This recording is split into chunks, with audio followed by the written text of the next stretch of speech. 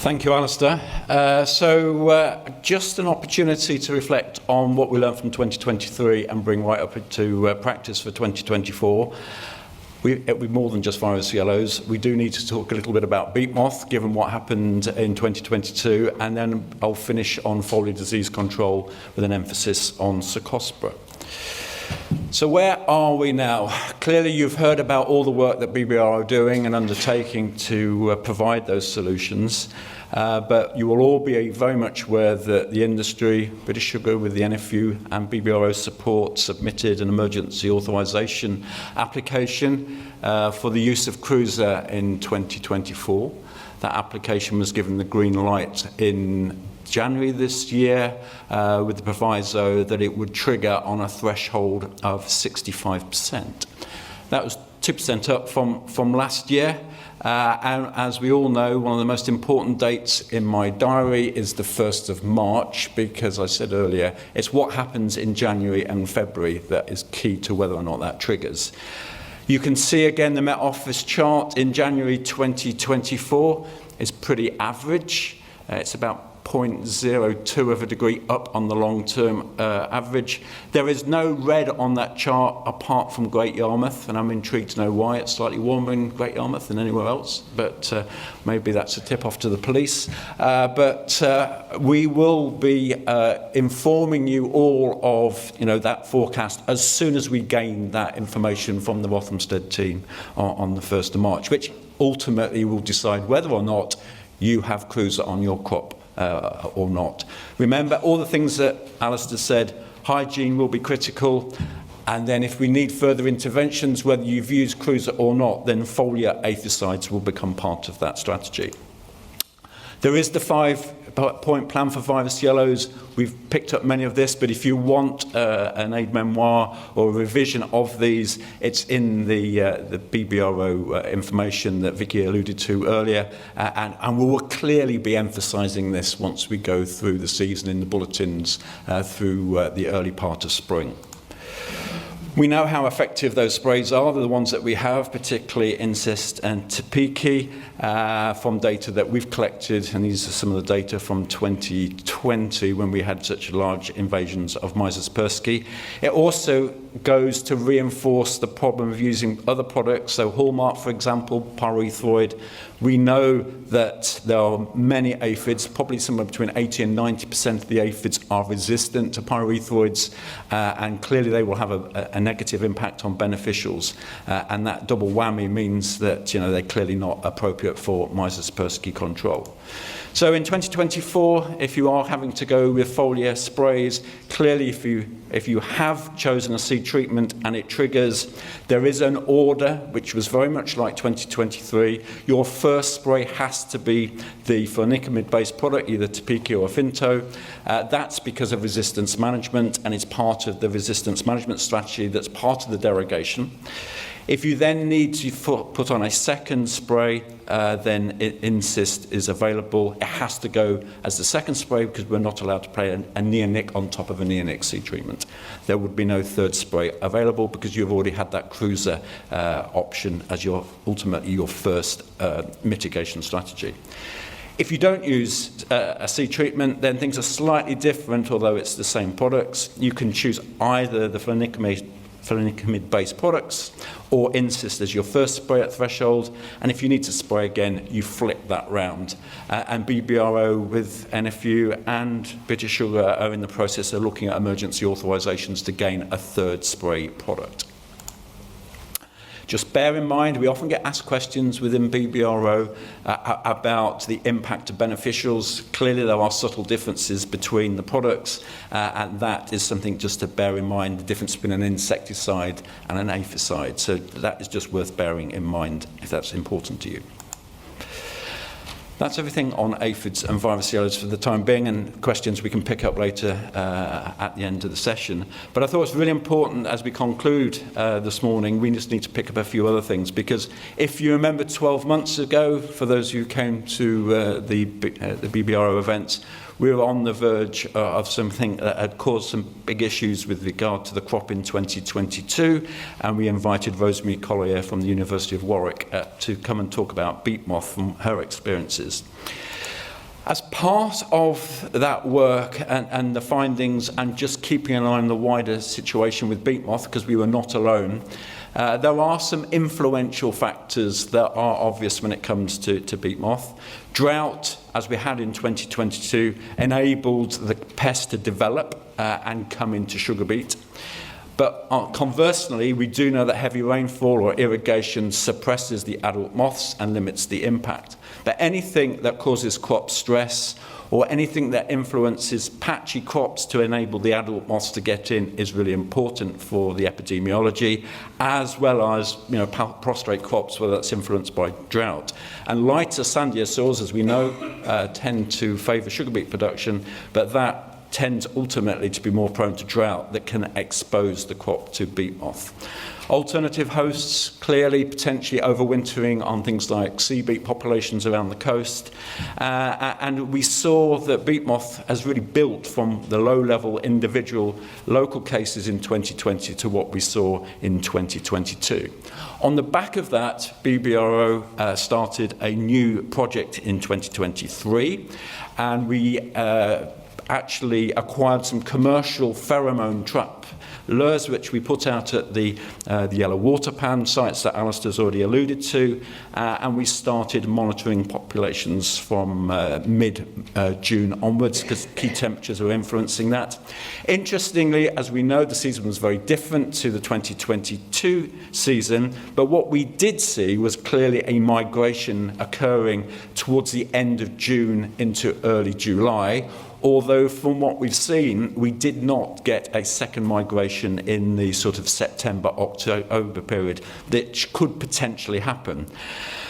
Because it was late and because we had heavy rain events on and off through the season, the crop really didn't get stressed like it had done in the previous year.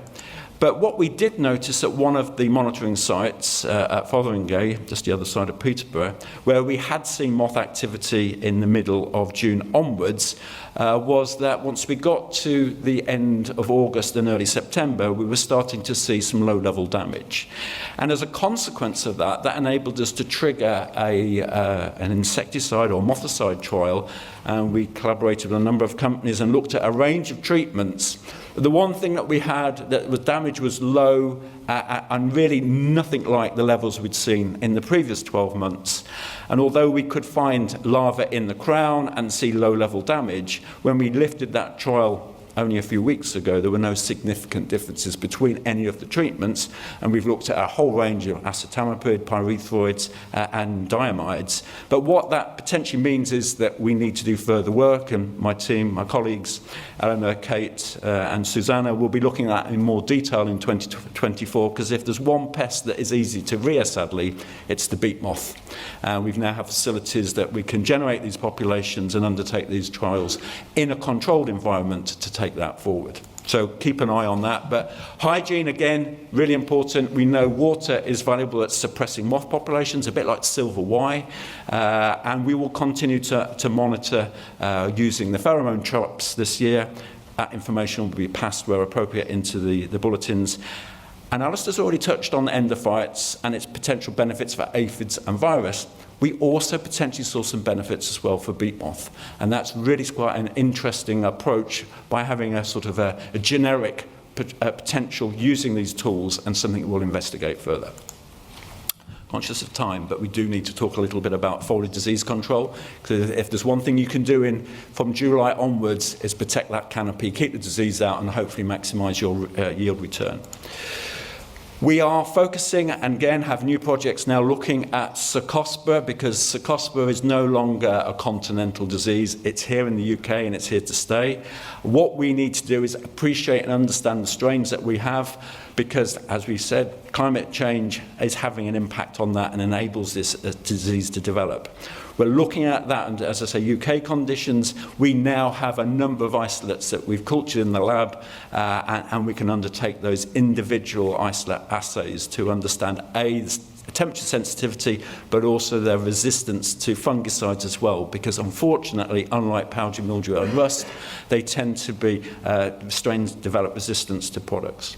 And it's then deploying all necessary appropriate approaches, including varietal resistance and tolerance in the future, to minimize its impact, because it can take yield by up to 40%.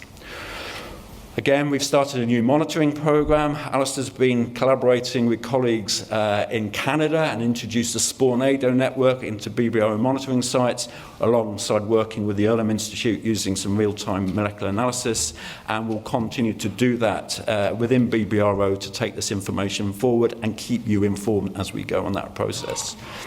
We also have introduced, and you've heard this before, the Secospa early warning system that Simon introduced, and we put in the bulletin in the last 2 years, which is regionally monitoring the risk based on weather characteristics that can give you these daily infection values that enable you to characterize and check if the risk is high and if you need mitigation strategies.